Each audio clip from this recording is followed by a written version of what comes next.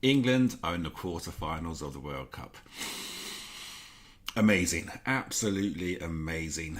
Gary Lineker swore on Twitter. Alan Shearer is singing "It's Coming Home." The whole nation is galvanised, and we won a penalty shootout. I'll say that again. England won a penalty shootout. Right, time to do some more SWOT analysis. I'm not going to do too much on the mind map, but we have got early observations, so I'm just going to add one more task. I'm slightly reluctant to do this, but easier half of draw. There you go, if I can spell. Okay, so everyone knows this. Sweden, England, Russia, Croatia. One of those teams will play in the World Cup final. At the beginning of the tournament, that was very unlikely. I heard on the radio today that when England, at the beginning of the tournament, England had a 4% chance of winning the World Cup. When they got to the knockout phase, that went up to 7%, is now up to 12%. And statistically, the most likely final is Brazil versus England, which seems strange saying that out loud. It's also incredibly dangerous. Okay, if we start looking too far ahead, that's when it goes wrong. The good news is that Gareth Southgate seems to have his feet firmly on the ground. Even in the interview after the match, with all the euphoria, he was talking about Sweden, saying how hard a team they are. And Sweden are not an easy team to beat. I don't think they're a great team, but I think their defence is incredibly well organised. They have 2 banks of 4, and it's worth remembering that in the group stage they came second, and as a consequence Holland or Netherlands didn't make it to the World Cup. They then went into a playoff against Italy. They scored a deflected goal, sounds familiar, Switzerland, and over 2 legs Italy couldn't score past them. So Sweden will not be easy to beat. Scoring a goal against them will be difficult. It may be a penalty again. We've seen how many times England players have been fouled for corners, etc. But they don't offer a massive threat going forward. If they still had Ibrahimovic, it might be a different story, but they don't. So anyway, let's get back to the SWOT analysis. So I've got a new one in here, which I just added, which is easier half of the draw. That's clearly an opportunity. So I'm going to go into my advanced, go straight to opportunities, easier half of the draw. That's incredibly important, and it's got to be a free, right? So that's going to be quite big on the chart, well, as big as it can be. The other thing I'm incredibly proud of is usually lose on penalties, and I said it's an opportunity because it couldn't get any worse. Why not? We have to win one eventually. And I'm going to change that. So that was 4 and 2. Obviously, I can't change the importance of that, but I will change that to 3. The only caveat I put in there is that if we end up playing Croatia and that goes to penalties, their goalkeeper did very well against Denmark, saving 3 penalties. So you could argue whether they were the best penalties in the world. Harry Kane and Rashford in particular, yes, they took immaculate penalties. And obviously that'd be a semi-final if we were to get that far. But anyway, let's not worry about that, because as I said before, the easiest way to go out is to look too far ahead. We just need to think about Sweden. So let's go back to strengths and go through one by one. A lot of these are things that haven't changed, like managers in the Premiership.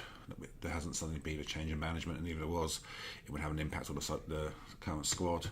So a lot of this is basically down to where we are as a nation. I think Gareth Southgate I'm going to upgrade. I think he's doing a tremendous job. I already had a high opinion of him, but I think he's just doing a really, really good job with the team. What else we got there? Unity in the squad. If you remember, I was expressing concerns over this because every England team at a major tournament says the same thing. We've got great unity. It's the best squad I've ever known. And you never really know until afterwards. But I think throughout the tournament, and last night in particular, it's become really clear that there is a great sort of squad togetherness. I like the fact that just before the penalty shootout, Jack Butland was speaking to Jordan Pickford, and obviously they're rival goalkeepers, but he was trying to support him.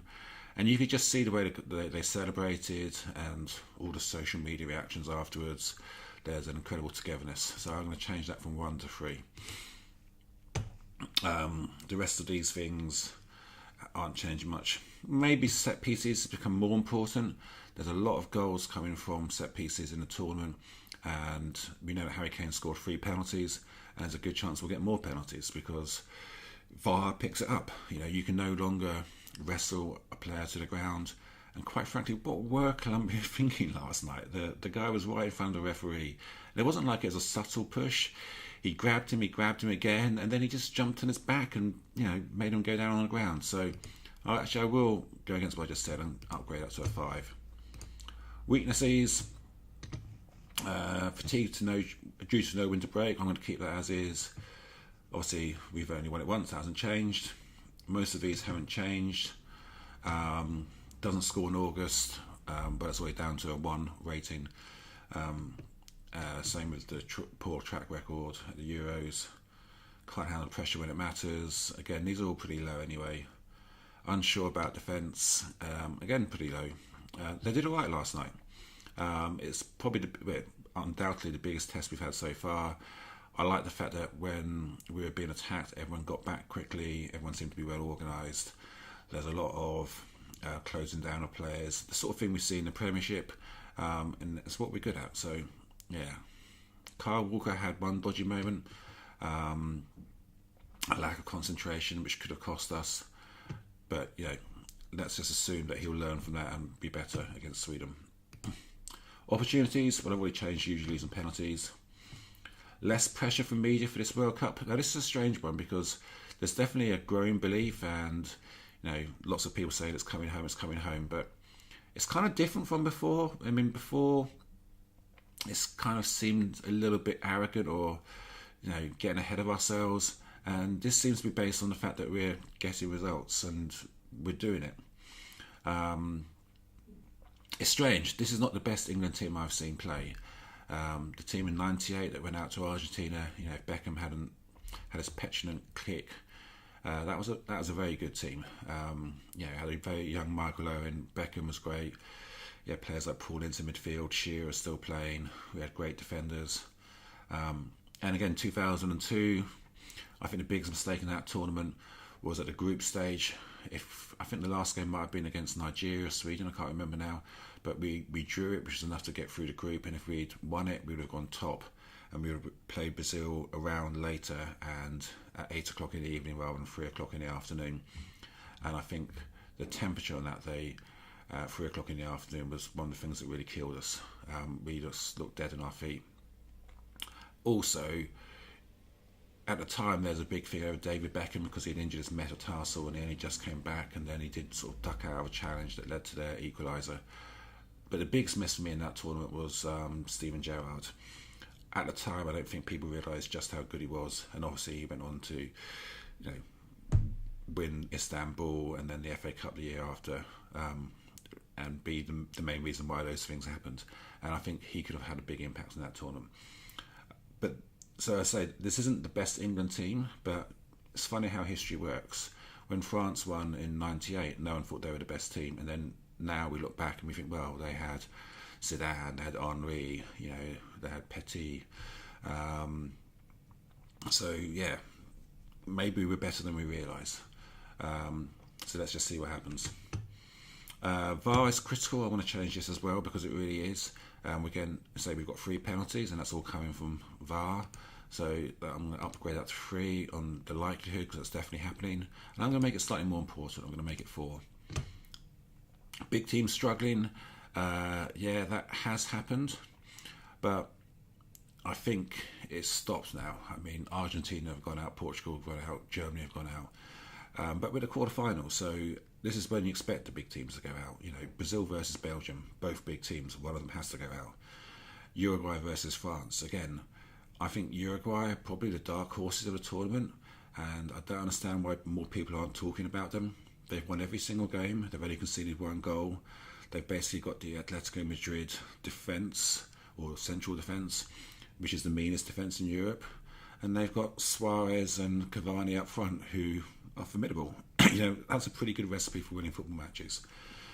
So I wouldn't be surprised if Uruguay get past France. And for me, Brazil, Belgium, it's too tight to call.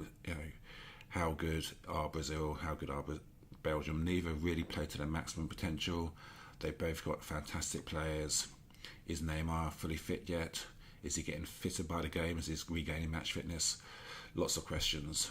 And then obviously you've got Croatia against Russia. Croatia have got some very good players, but they haven't got enough of them, in my opinion, to win the tournament. Russia have exceeded all expectations. No one thought they'd get this far. They're playing at home. They've got momentum. They'll have taken a lot from winning their own penalty shootout. So it'll be interesting. I do think that if that goes to penalties, Croatia will win, because I say their goalkeeper did very well, saving 3 penalties. And if I was David De Gea, I'd be a little bit disappointed, because a lot of the Russian penalties went down the middle, and I think he should have saved 1 or 2. But anyway, Russia won't care, because they're in the quarter-final and they've got a chance on home soil to get to a semi-final.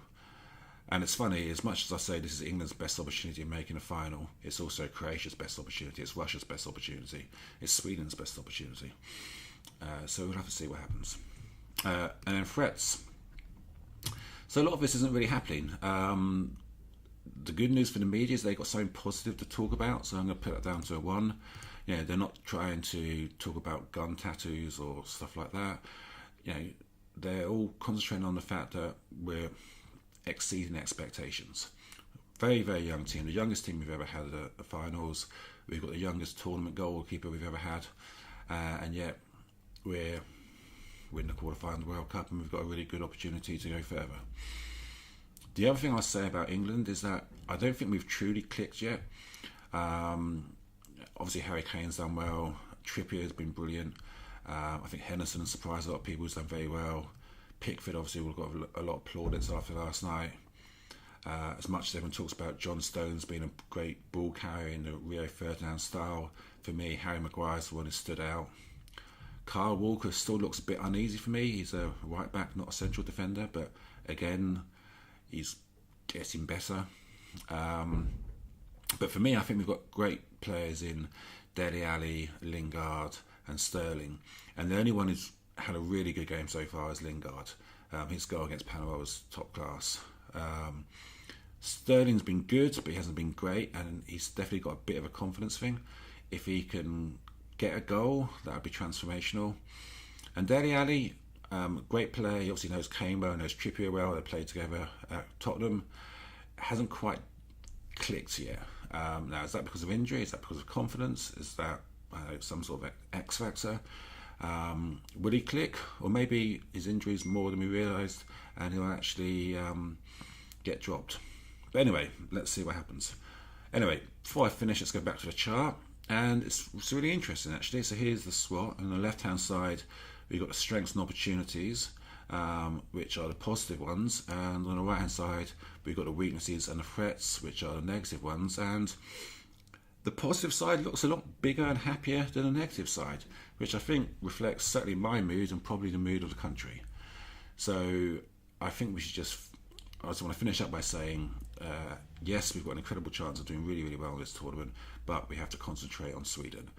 Gareth Southgate seems to have the same opinion, and hopefully we'll win on Saturday.